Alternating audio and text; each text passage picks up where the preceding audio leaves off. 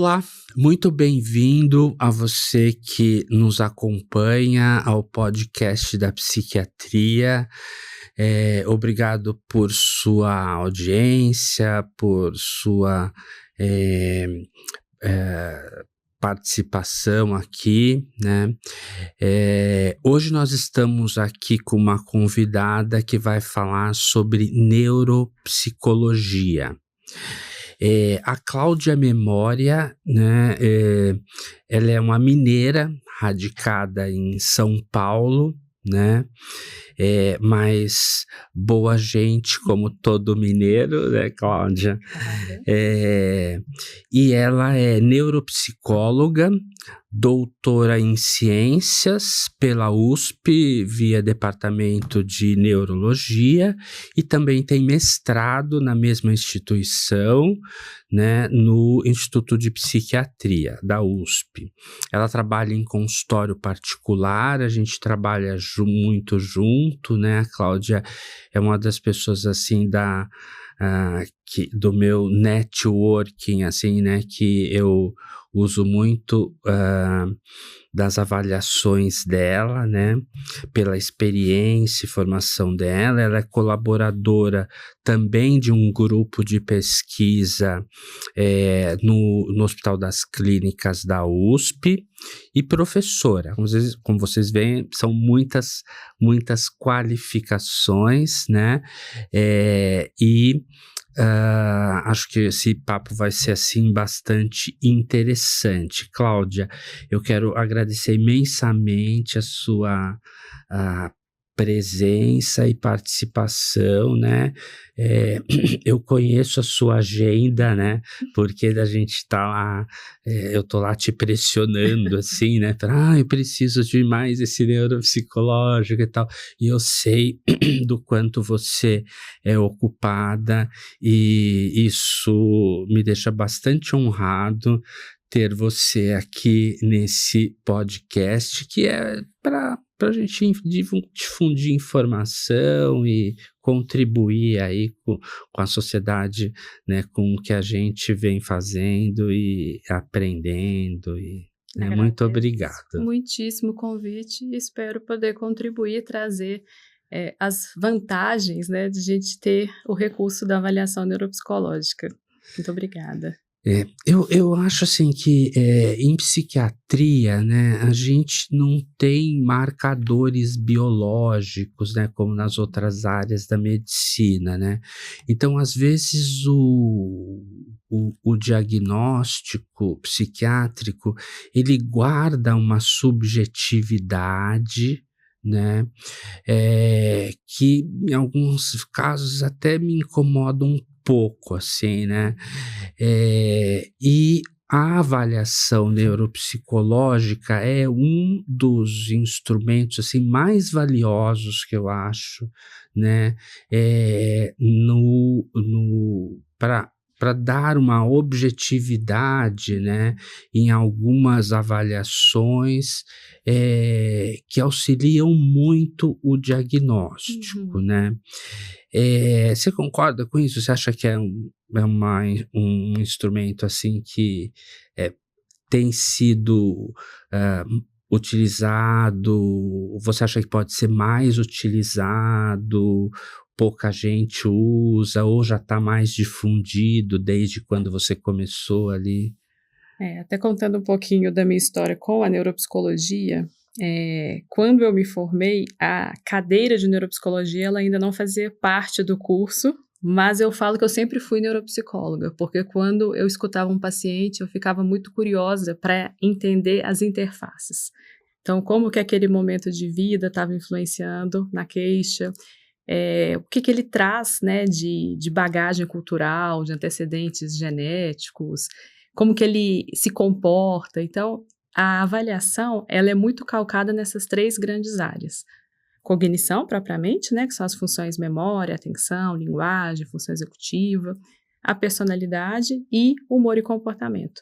Então, quando eu atendo um paciente em avaliação neuropsicológica, o meu raciocínio, ele transita sempre nessas esferas, porque uma complementa a outra.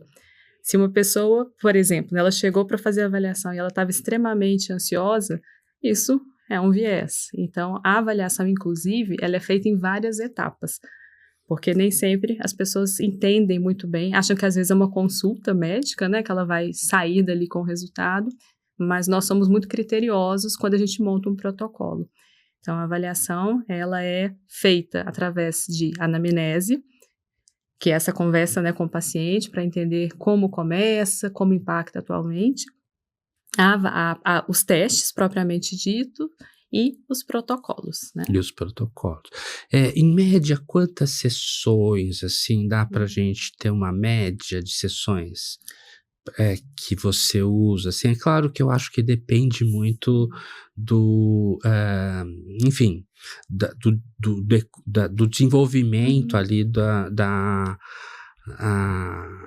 avaliação, né? Mas tem uma média, assim, de sessões? Em média, são 6 horas que são distribuídas em 5 a 6 sessões. Porque tem pessoas que né, se cansam por volta de 50 minutos e a gente tende a interromper para não ser impactado pela fadiga. Pela fadiga. Mas se o paciente estiver um pouco mais disposto, a avaliação, né, a sessão pode chegar a 1h20, 1h30. Tá. Acho que isso é um dado importante, Sim. né? Porque às vezes as pessoas não sabem o que é Até uma para se avaliação planejar, né? neuropsicológica, né? Agora, eu queria falar um pouco sobre a avaliação neuropsicológica em dependência química, assim, né, que é a minha área de atuação, né. O dependência química é uma doença que afeta em diversos domínios da área do indivíduo, né. E você falou que você tem essa visão, né, do todo, né, quer dizer, de enxergar o paciente como um todo, né.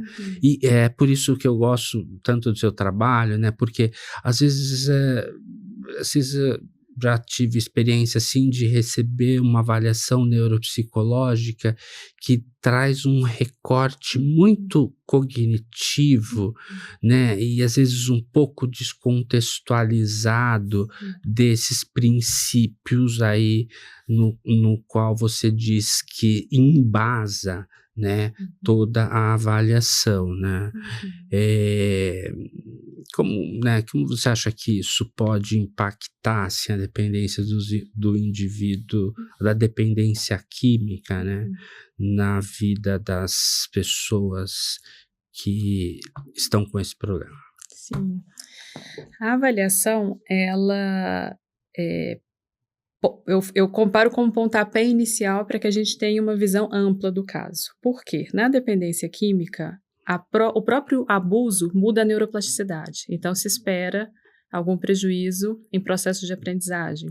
Os processos atencionais também tendem a estarem prejudicados, o sono, o humor. Então, dentro desse raciocínio, nós juntamos todas essas informações.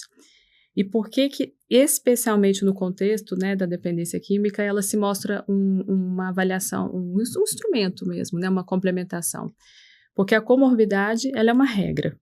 Muitas vezes, né, a gente tem a dúvida se aquela queixa atencional ela é decorrente, por exemplo, de um TDAH que nunca foi identificado, né, o TDAH seria primário, que levou, né, ao abuso de substância, ou iniciou com o abuso de substância e hoje parece ter um TDAH. Eu falo que em dependência química tudo é muito sobreposto. E como a avaliação ela vai destrinchando, né, o que provavelmente é primário, né, o que provavelmente é uma comorbidade, o que é situacional, o que é um traço de personalidade que ficou exacerbado pelo uso, ela faz exatamente essa montagem desse quebra-cabeça. Eu falo que é juntar todas as pecinhas de uma forma que aquela imagem faça sentido, principalmente para quem está sendo afetado, né, pensando no indivíduo, para a família. Isso é uma questão até interessante também. Nos serviços, a avaliação neuropsicológica, ela ajuda a equipe a lidar, né, com o paciente, a pensar nas intervenções que são mais voltadas para aquele perfil. Então, ela cumpre várias funções, tanto do perfil cognitivo / personalidade e também de sugerir o que seria mais apropriado diante do que a... De intervenção, Exato, de né? intervenção. Assim, eu acho que isso que é a grande contribuição, assim, né, da avaliação neuropsicológica, né? Porque às vezes as pessoas acham assim, não, eu só peço uma avaliação neuropsicológica, ela está muito ligada ao TDAH, né? Sim. Então, assim, se eu tenho uma hipótese de TDAH, então eu peço neuropsicológico, senão não, né? Muito. É uma forma até de subutilizar. De subutilizar recurso, e de, vamos dizer assim, de diminuir, né, o alcance, né?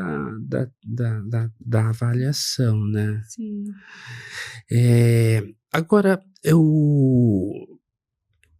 a gente sabe que a dependência química atua no sistema dopaminérgico, de recompensa cerebral, né? Isso tem alguma impacto, assim, qual é o impacto disso, assim, né, na cognição de maneira geral, né? Você pode passar o próximo slide, por favor? Que eu acho que tem uma imagem aqui que vai ficar bem interessante. Tem uma queixa que é muito frequente na pessoa que faz abuso de substância, que é a falta de motivação. Então, ela tenta a abstinência, ela fala, nossa, mas os prazeres cotidianos, eles estão tão sem graça. E tem um conceito, esse aqui é um conceito da neurociência, que fala de uma redução no nosso limiar de prazer. Então, a gente tem um neurotransmissor chamado dopamina, que está muito associado a alguns comportamentos, principalmente os mais prazerosos. E essa imagem, né, desse rapaz aí que está tampando os ouvidos, sabe quando a gente vai num lugar que a música é muito alta e aí a gente tem a impressão de que a gente está ouvindo menos? É porque o tímpano ele vibrou tanto que ele teve que reduzir essa sensibilidade, né? Ele teve que reduzir esse movimento para que você não ficasse escutando o zumbido e ficasse com aquele desconforto. Então, eu falo que o nosso cérebro, né, nosso corpo de uma forma geral, ele sempre tende a um ponto médio. Então, se ele funcionava de uma certa forma e ele foi modificado pelo efeito da droga, né, que aumentou muito esse ponto de prazer, quando ele volta, ele não volta para o patamar anterior, ele vai lá embaixo até fazer uma regulagem e voltar para uma média. E aí é que é a causa, né, na verdade, isso é uma queixa muito frequente das pessoas falarem dessa falta de encanto, né, de motivação com as atividades. Então, às vezes, a música, né, algum prazer que a pessoa tinha, uma atividade física, né, uma atividade social, ela parece menos atrativa, porque essa dopamina ela está desregulada. E porque quando essas drogas, né, essas substâncias são utilizadas, a dopamina aumenta bastante. E aí, na tentativa de reduzir, o cérebro tem um mecanismo que essa dopamina fica menos disponível e a consequência prática é que a pessoa sente menos prazer, né? Ela se sente menos... É a dessensibilização do prazer, assim como a dessensibilização ali do tímpano, né? Existe uma teoria, assim, né, da deficiência de recompensa, né? Que existiria uma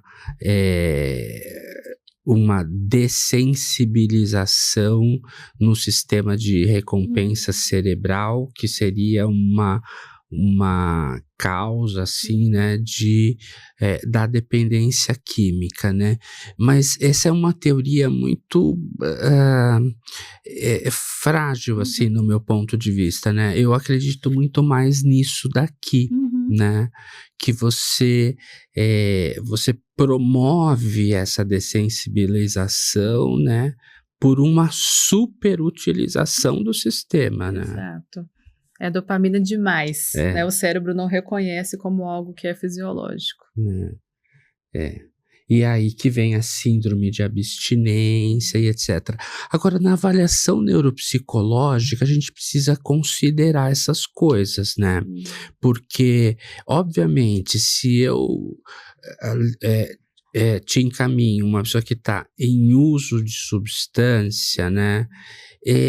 Vai dar algumas alterações necessariamente, né? Porque o sistema não está ali, ele está sob influência de uma substância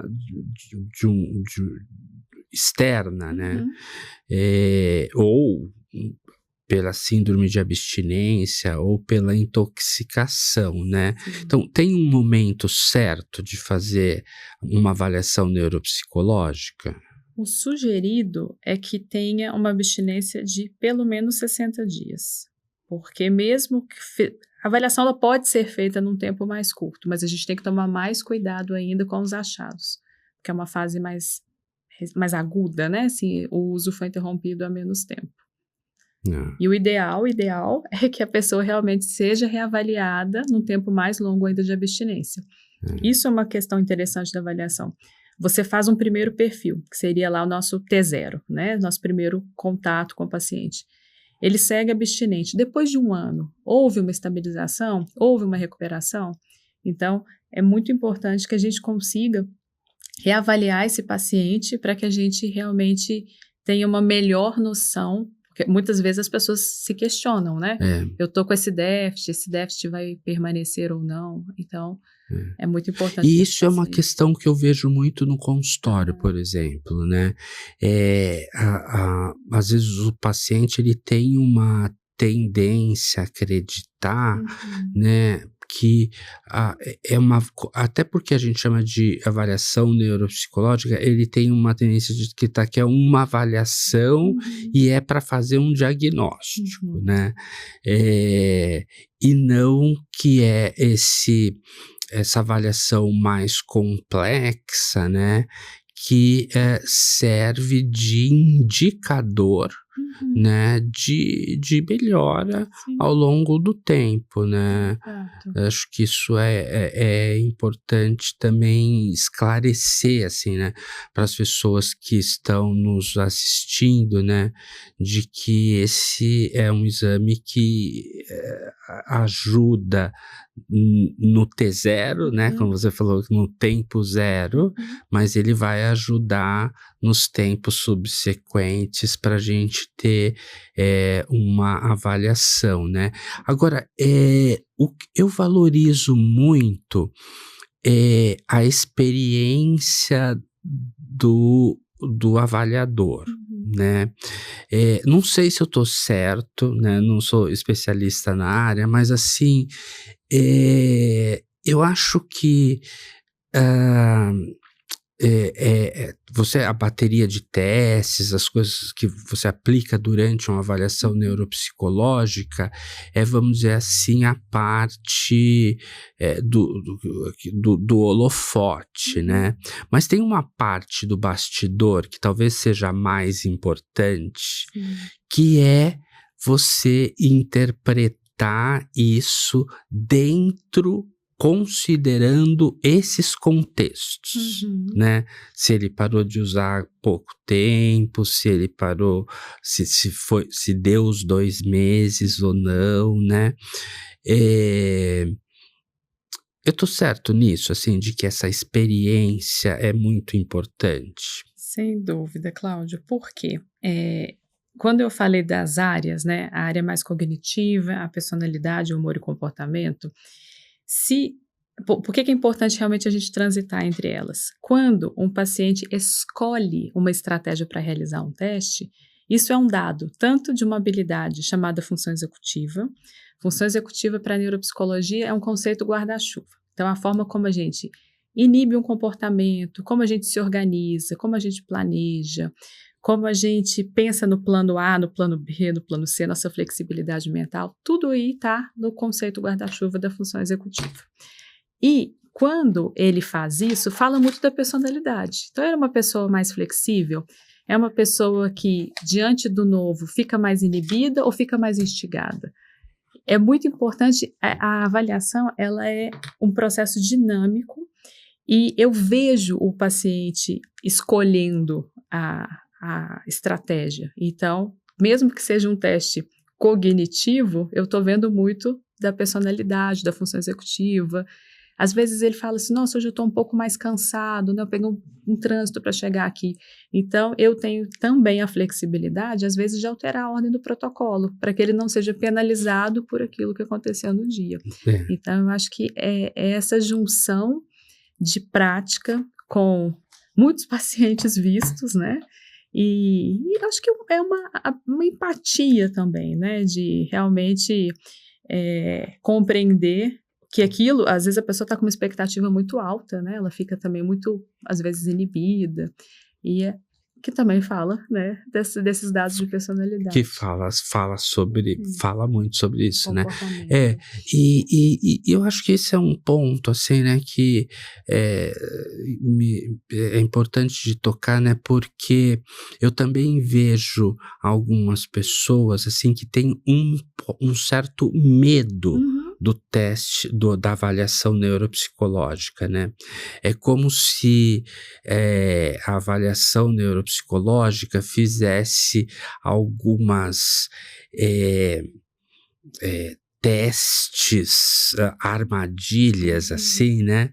Para pegar defeitos das pessoas nessas áreas cognitivas e etc, né? Que é uma visão bastante distorcida, né? Excelente ponto. A avaliação, ela começa, né, com o levantamento da queixa, tem a aplicação do protocolo e tem uma sessão que a gente chama de devolutiva, que é quando o paciente tem acesso, né, a todos os resultados e principalmente o que seria mais adequado, né, diante daquele perfil. A devolutiva, eu falo que ela é terapêutica. Muitas vezes as pessoas vão mais temerosas e elas ficam surpresas. Por quê? É um perfil que está sendo explicado.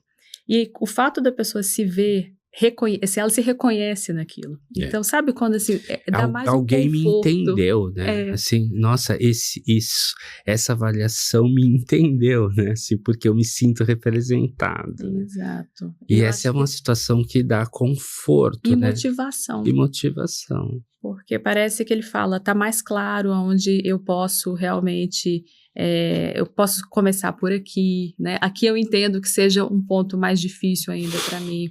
Então, e levar isso para o resto da equipe, Exato. né?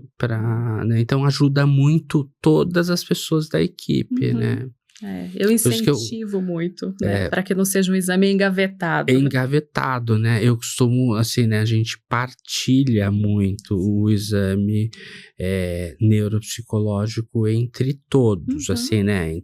Sei lá, tem um paciente meu que tá com um enfermeiro, com um terapeuta de família, com uma terapeuta dele, né, comigo, né, às vezes a avaliação pode partir de mim, mas o partido médico, né, mas é importante todos terem esse acesso, né, porque é muito rica a avaliação, né. Ela é ampla, né? Ampla, né, e não é uma prova, né. Não é uma prova.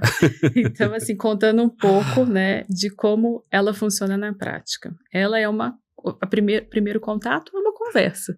Eu preciso entender a linha do tempo. Quando começa, né, se tem algum fator que agrava, como que foi. Às vezes as pessoas falam, nossa, mas eu não achei que eu teria que contar tanta coisa da minha vida, né? Mas eu falo, é muito importante. Se tem algum antecedente familiar, né, na infância, com o que trabalha, né? Às vezes as pessoas deixam de trabalhar por conta do abuso mesmo, né? Às vezes a gente subestima o impacto do uso da droga mesmo, né? Porque é uma área que esse é um comportamento, né, que impacta não somente a saúde, mas tem pessoas que podem ter problemas legais, né? Tem pessoas que são afastadas do trabalho, tem pessoas que se envolvem em acidentes, agressões. Você pode até voltar, por favor, o primeiro, só para a gente mostrar. Isso, né? Todas essas esferas aí que são afetadas. As pessoas, até um dos critérios, né, da dependência é que a pessoa faça um uso tão crônico, né, tão frequente que ela se afasta, né, da família, dos amigos, né, dos vínculos Então ela sociais. vai estereotipando o Exato. modo de usar e, em consequência, vai deixando, vai estreitando o campo vivencial, né? Sim, Vai deixando de fazer coisas e ficando abraçadinho com a droga, né? exato. E a gente sabe que funcionam também como áreas de suporte, que De muitas vezes as suporte. pessoas se afastam, né, exatamente daquilo que poderia impulsionar nessa abstinência, né, É, facilitar. exatamente. Por isso é tão complexo, assim, É, né? Tratar da dependência química, né? exato. É, agora, eu tô até lembrando aqui, né, assim, eu lembrei dessa história da prova, né, porque a gente teve um caso, eu e Uhum, você, uhum, recentemente, de um paciente que, deixou de fazer o teste porque ele achou que foi mal. uhum. E não tinha ido. Né, É. assim, como assim, mas não é uma prova, né, assim, isso não é uma prova, né, ele não tinha ido mal, né, Uhum. mas, talvez aí eu tenha falhado um pouco na eh, né, em explorar um pouco mais, né, assim, né, porque às vezes a gente acha que, explicou e etcétera, né, mas não, às vezes a pessoa precisa ter um tempo, Uhum. né, de maturação, né, eu acho que esse caso me ensinou Uhum. um pouco sobre isso, assim, né, que eu Sim. acho que, eh talvez eu precise de um tempo, Uhum. assim, eh, né, de maturação do que vai acontecer, Uhum. né, para não, precipitar as coisas e queimar o filme do exame, né, assim, que é, né. Mas enfim, a As gente portas ficaram abertas, é, né. é. Agora, o falando propriamente das funções das Uhum. funções cognitivas de maneira geral, né, Uhum. das baterias cognitivas, assim, né, qual que é, no que pode ajudar, assim, ou qual que é as questões, assim, né, que a avaliação neuropsicológica pode trazer de contribuição. Uhum. Eh, Acho que como primeiro ponto é o o perfil, né, a gente entender realmente quem é aquela pessoa, quais são os traços de personalidade que poderiam predispor, né, como um fator de risco ou não. O fato dela ser uma usuária, né, de alguma substância, ela tem algum prejuízo efetivamente? Se ela tem um prejuízo cognitivo, ela tem às vezes dificuldade de entender o que é sugerido como intervenção? Porque a gente tem que tomar um certo cuidado, né, de falar assim: "Ah, às vezes o paciente ele está em negação". Ele está em negação ou ele não está compreendendo as consequências, né, até pelo próprio uso que afetou aquele conceito que eu falei, né, das funções executivas. Essa, inclusive, é uma das explicações mais aceitas para o que seria um fator de risco. Vamos supor que essa pessoa, ela tem algumas características que rebaixam o funcionamento dessas funções executivas. Planejamento, inibição, adiar recompensa, né, isso tudo está aqui, essa região aqui, nosso córtex pré-frontal.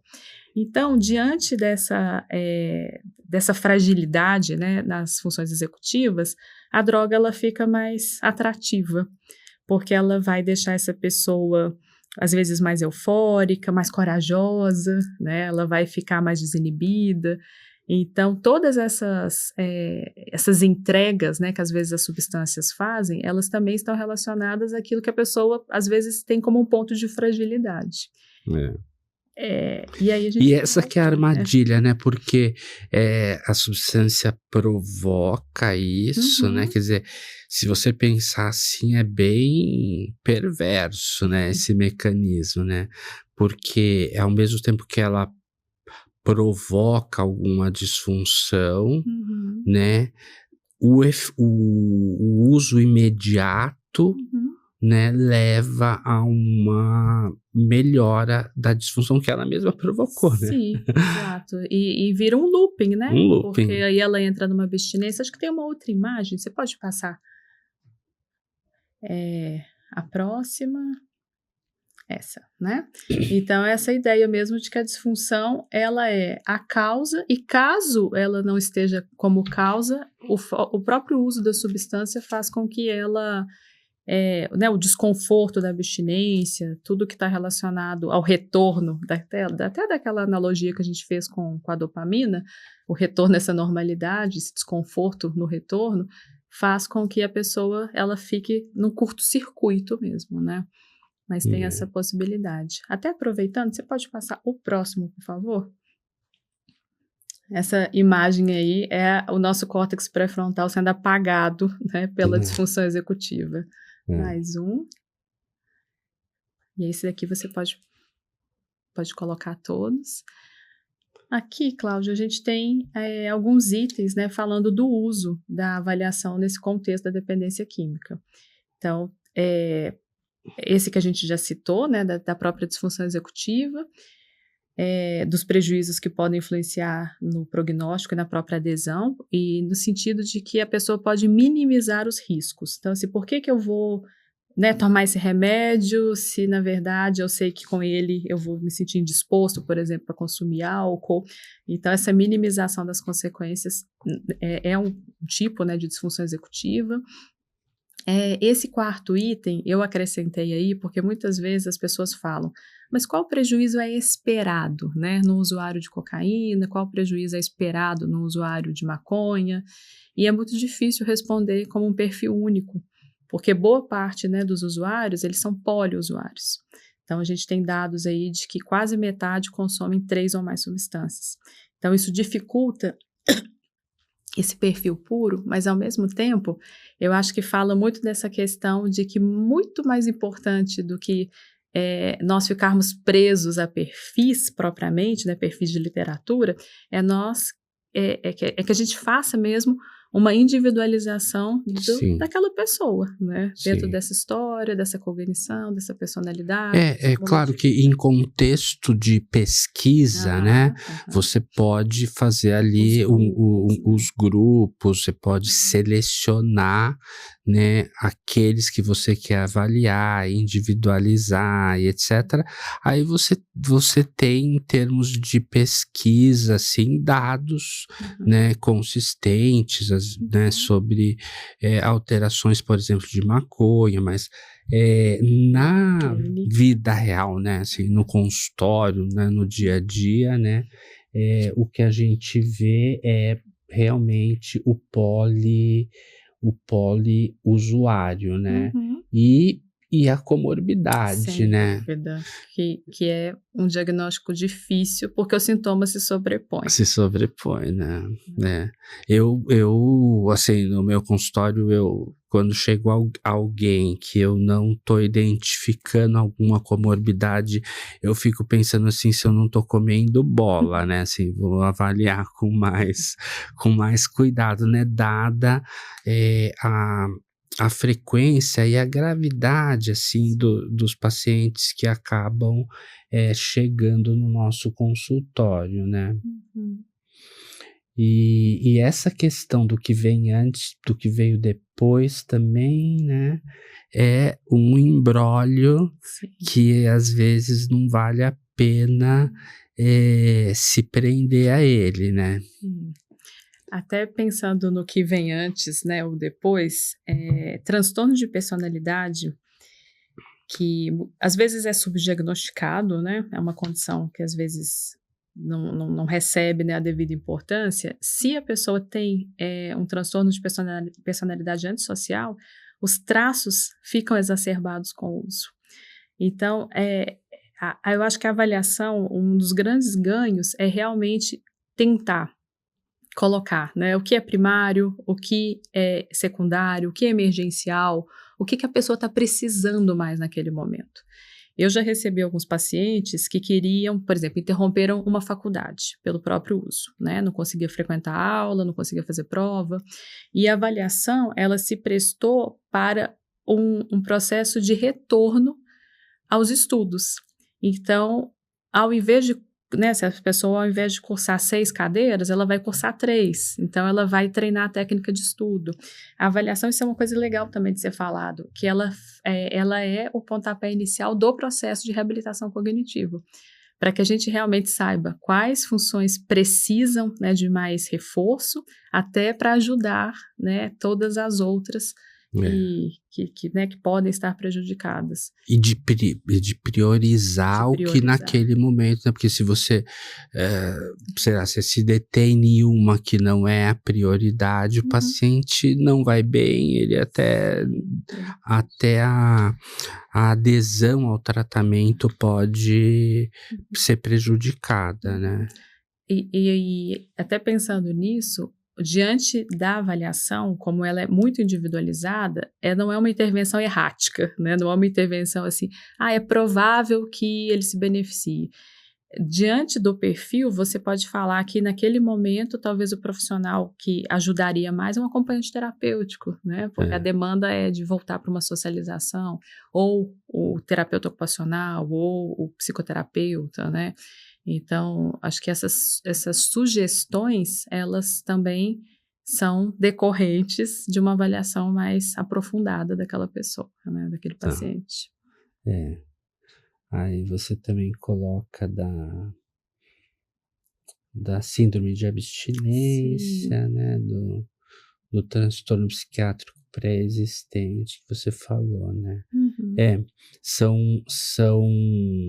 vamos dizer assim, aspectos, né, que a gente tem que estar atento, não só no tratamento como um todo, mas também na própria avaliação, né? Sim.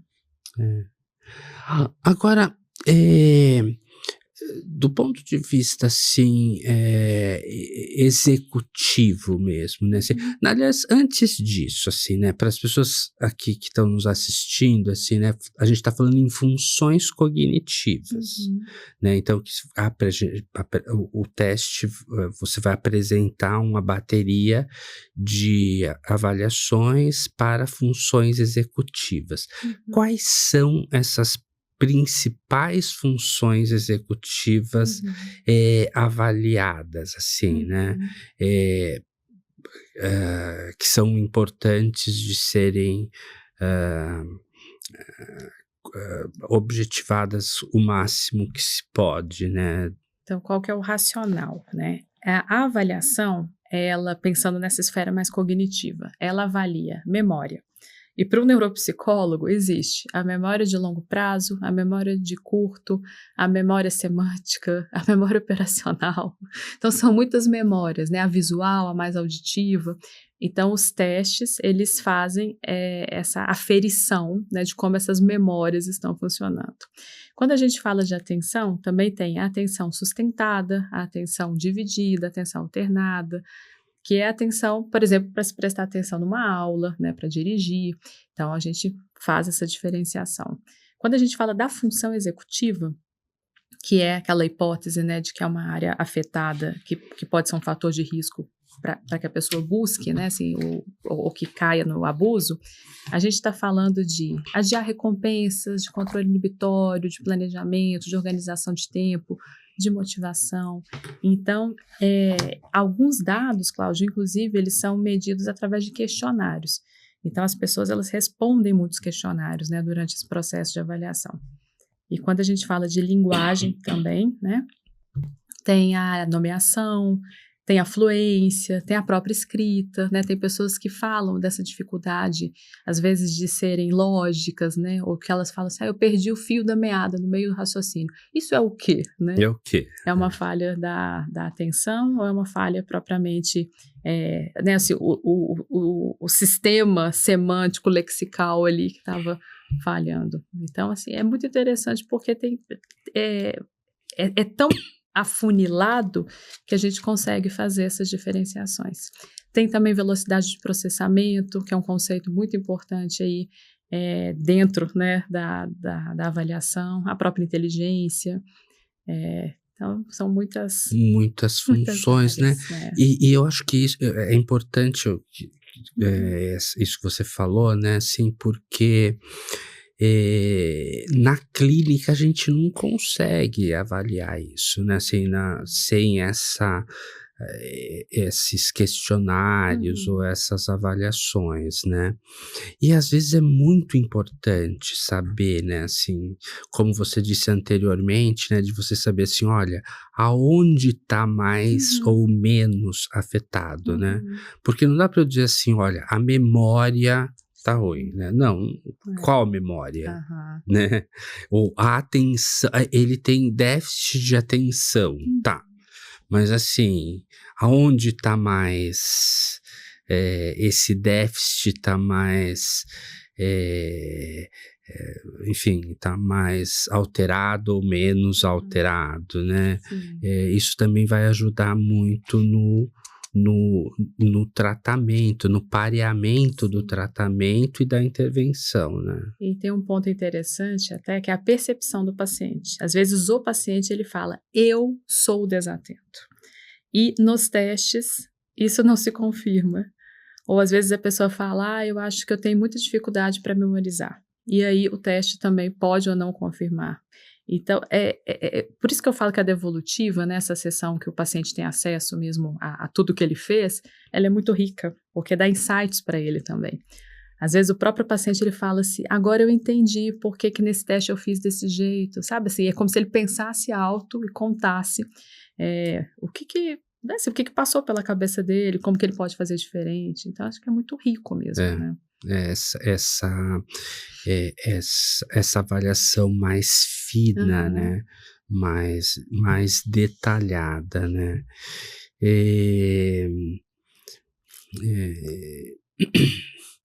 Agora, sobre função executiva, assim, né? A função executiva é uma coisa bastante importante, né, assim, e muito séria, né, assim, porque ela vai juntando ali todas as suas informações para emitir uma resposta, né, assim, né,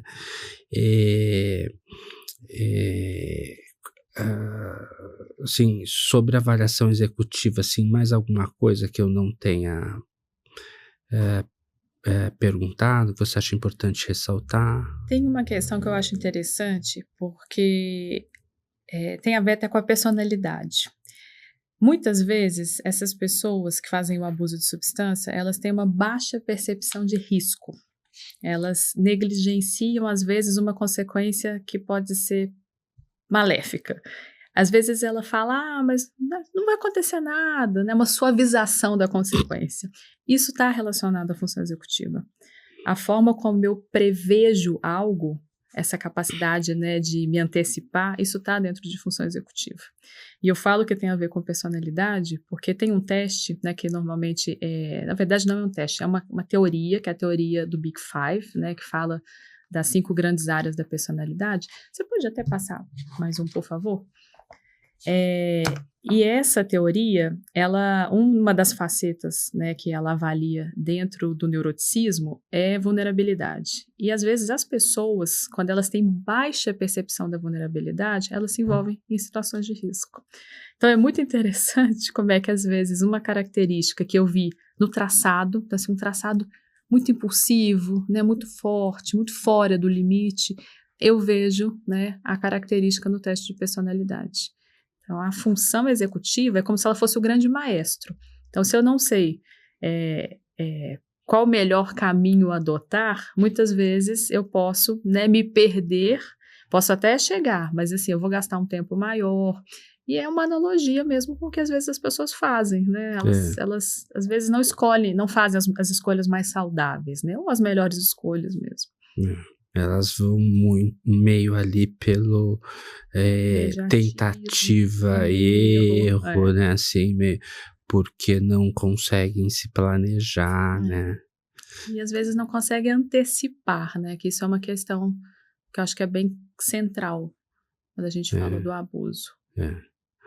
Não, acho que isso a gente vê bastante no consultório, assim, né, dessa, às vezes você percebe, né, ou você consegue dimensionar, digamos assim, né, a percepção de risco, durante uma crise, né, assim, então o paciente vem ali, com uma percepção muito baixa de risco, né, se expondo até acontecer uma coisa assim, que ele absolutamente se achava blindado ou sequer tinha pensado, né, e aí ele aparece no consultório, assim, com uma percepção de risco diferente, Porque ele se né. viu fragilizado. Que ele se viu fragilizado, né.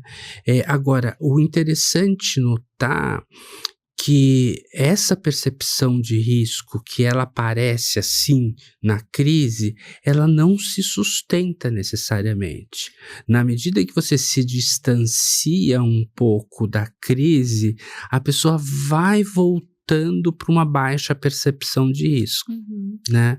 Por isso que até na devolutiva, quando, né, tem a entrega e a discussão desse laudo, a gente fala muito de estratégias de prevenção de recaída, porque a tendência, né, que é uma questão da memória, é que esse traço ele vai enfraquecendo. Então, assim, aquele dia, vou dar até um exemplo prático, assim, um paciente que ele sofreu uma overdose. Ele tinha uma avaliação prévia que a vulnerabilidade no gráfico era deste tamanho, bem baixa. Quando ele sofreu overdose, ele foi hospitalizado, a vulnerabilidade dele aumentou. E ele se ver em risco foi um fator que foi um ponto de virada mesmo. Porém, ele tinha toda uma assistência, né? Então, ele tinha um acompanhante terapêutico, ele tinha uma psicoterapeuta que o acompanhava para fazer mesmo essa prevenção da recaída. Lembrá-lo, né, de que uma percepção mais fidedigna da realidade cai muito bem. Né? Cai muito bem, evita muita coisa. Evita muita coisa. Agora, se não tiver isso, né, existe mesmo essa tendência até tem um estudo americano, ele chama Monitorando o Futuro. Não sei se você já deve conhecer isso. Ele é numa cidade pequena americana, assim, que eles avaliam estudantes de ensino, o nosso equivalente aqui é ensino médio, assim, né?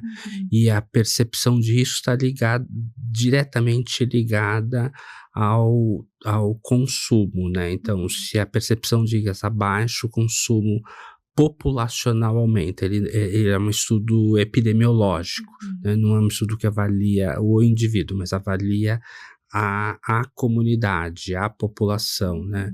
Então, os estudos populacionais mostram isso, né? Assim, que existe uma correlação, né, entre a percepção de risco e o uso, né? Por isso que a gente precisa, né, desse estudo da personalidade. Estudo, né? Agora eu queria que você me falasse um pouco desses aspectos aí de personalidade, comentasse um pouco pra gente, assim, desses perfis. Ótimo. São aspectos que são mais replicados, né, assim, eles foram vistos em diversas pesquisas, então é um resumo, né, de um compilado. Então, tem algumas características, por exemplo, busca por novidade, aquela pessoa que tem tendência ao tédio, né, que se entedia rapidamente. E quando ela tem essa característica junto de um baixo autodirecionamento, ela é mais propensa ao uso de algumas substâncias, né? Pode ser a maconha, pode ser a cocaína. É como se a substância, ela distanciasse essa pessoa da realidade, né? É uma busca de uma suspensão. Mas no retorno, né, ela tem que lidar novamente com tudo isso. Então, aí é que está o grande problema. Ela te suspende, mas não te desconecta totalmente, porque não, né, não muda a realidade. Não muda a realidade. Quando o indivíduo ele tem um traço que a gente chama de evitação ao dano mais alto, a tendência é que ele procure o benzodiazepínico e álcool.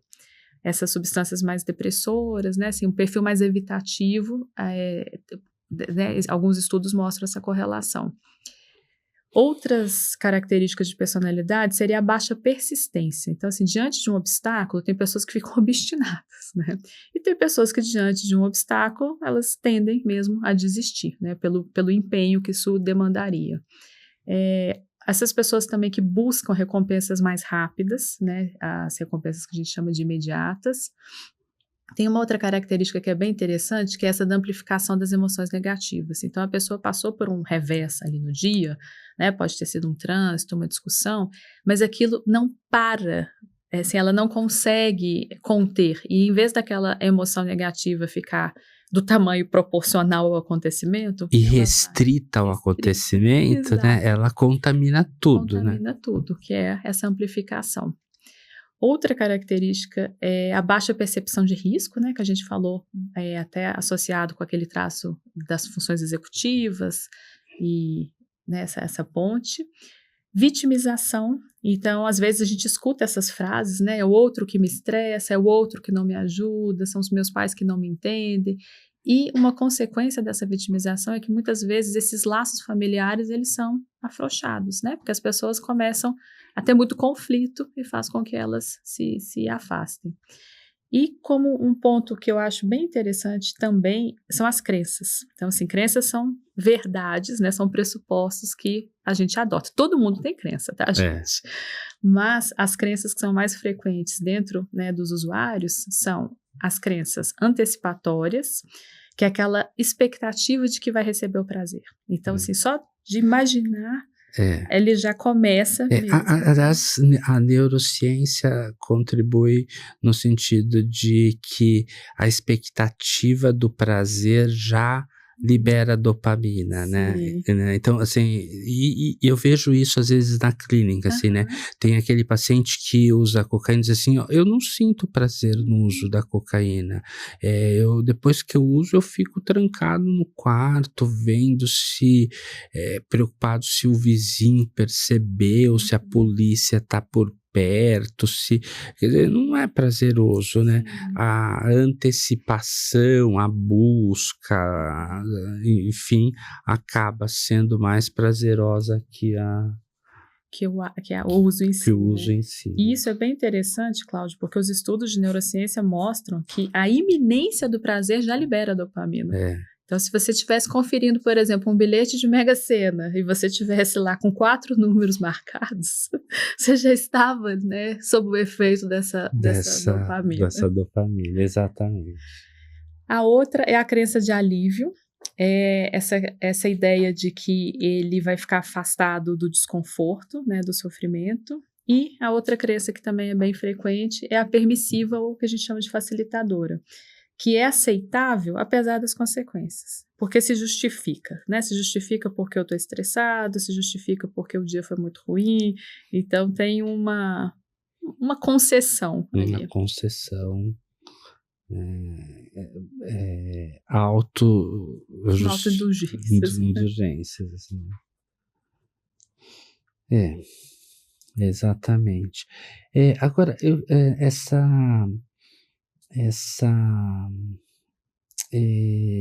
baixa persistência aqui, né? E padrão de busca de recompensa imediata, né? Talvez isso, uma pergunta assim, né? Você acha que isso está relacionado? Porque às vezes as pessoas falam assim, não, nossa, ou a família vem dizer assim, olha, ele tem compulsões que migram, assim, né? Então, assim, tudo bem, ele não tá usando cocaína, mas agora ele tá jogando direto, né? Agora ele não tá jogando direto, mas ele tá comprando muito, né? Você acha que isso pode ter a ver com esse aspecto, assim, né? Dessa busca imediata da pessoa migrar, às vezes. Que é uma coisa que a gente vê com frequência até, né? Eu colocaria nesse aspecto e também o fato de ter uma dificuldade para postergar o prazer, né? Então, a compulsão nessa expectativa de que vá suprir algo que é quase fantasioso, né? Muitas vezes.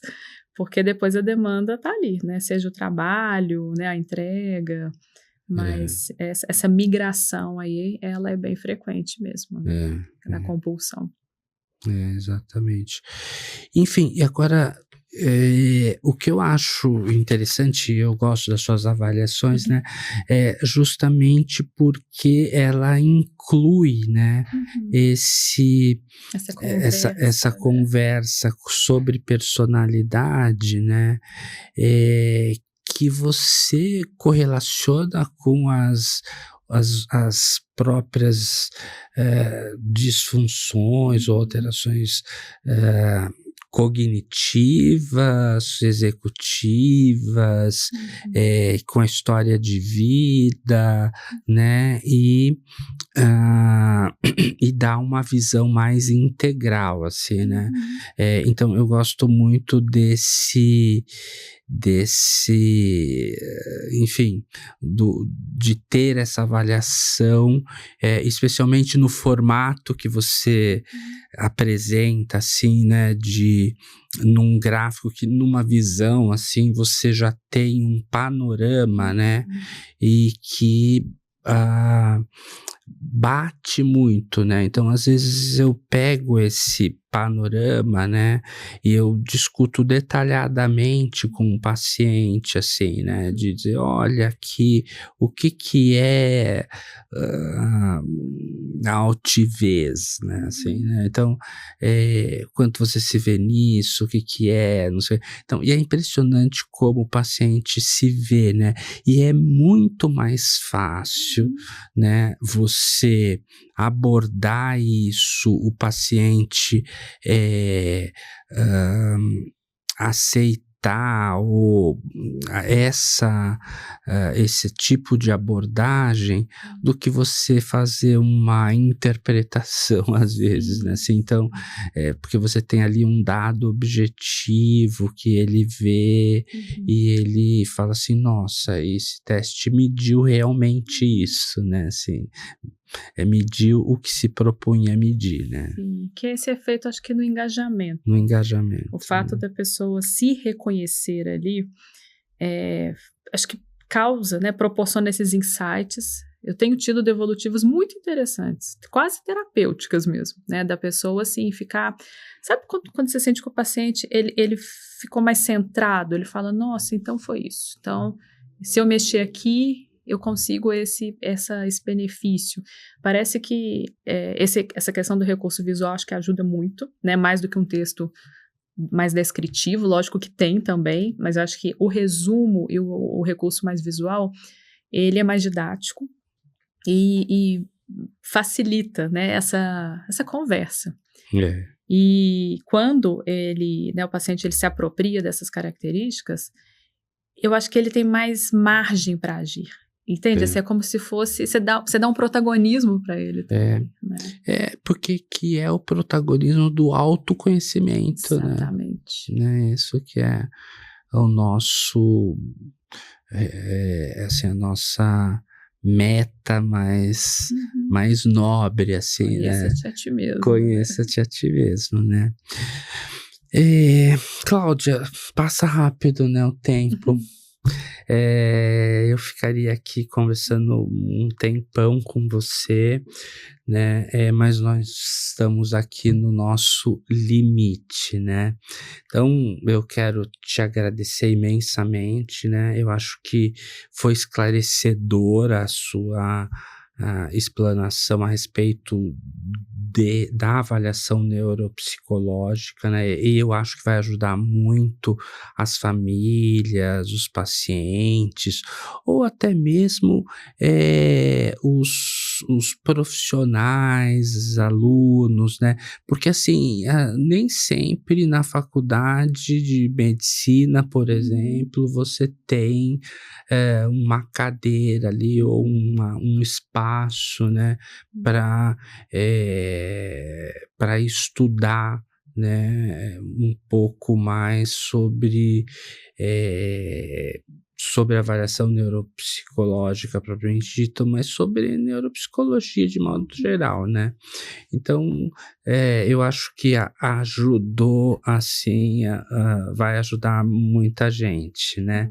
Então, muito obrigado, né? Se você quiser deixar aí algumas palavras finais, fique à vontade, né? Eu agradeço imensamente o convite. Eu falo que eu sou uma neuropsicóloga apaixonada, né, pela área. E eu acredito no potencial, eu acredito no benefício mesmo do exame, porque você vê o quanto, acho que organiza, que orienta mesmo esse processo de tratamento. Não só no que está faltando, mas no que tem. Exato, né? No reconhecimento do potencial do também. potencial, né? Porque muito, até a nossa sociedade, assim, né? Ela é muito focada no que falta, né? Assim, a gente elogia menos do que a gente critica. Então, acho que é legal isso. Bom, então, muito obrigado mesmo, né, pela sua disponibilidade de estar aqui, né? E quero também agradecer a você que nos acompanhou, né? Se você tiver alguma dúvida, alguma questão, algum ponto que você queira aprofundar, pode escrever. A gente se utiliza também muito dessas sugestões para trazer convidados que realmente são autoridades nesse assunto, como eu trouxe hoje a Cláudia Memória. Então, muito obrigado a você, né? E até uma próxima. Tchau, tchau. Tchau.